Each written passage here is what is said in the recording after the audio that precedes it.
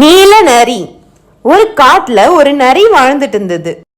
ஆஹா, ஒரே பசியா இருக்கு, சாப்பிட எதுவுமே கிடைக்க மாட்டேங்குது. என்ன பண்றது? இந்த காட்டுல எங்க தேடினாலும் ஒண்ணுமே சாப்பிட இல்லை. எவ்வளோ நாள் தான் பசியோட இருக்கிறது?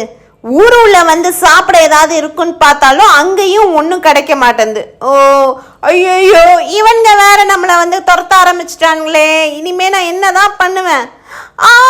இந்த நீல கலர் டப்பால விழுந்துட்டோம், என்னை யாராவது காப்பாத்துங்க. ஐயோ, நம்மள இந்த ஆளுங்க வேற பார்த்துட்டானுங்க, என்ன பண்ணலாம்? பாச்சு, நான் ஃபுல்லாவே நீலமா மாறிட்டேன். இப்ப நான் என்னதான் பண்ண போறேன்? நம்மள பார்த்து எல்லாரும் பயப்படுறானுங்க. இப்படியே மெயின்டைன் பண்ணிக்கலாமா? நான் தான் இந்த காட்டுக்கு ராஜா, நான் தான் இந்த உலகத்துக்கு கடவுள்.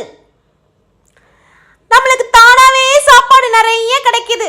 வாவ்!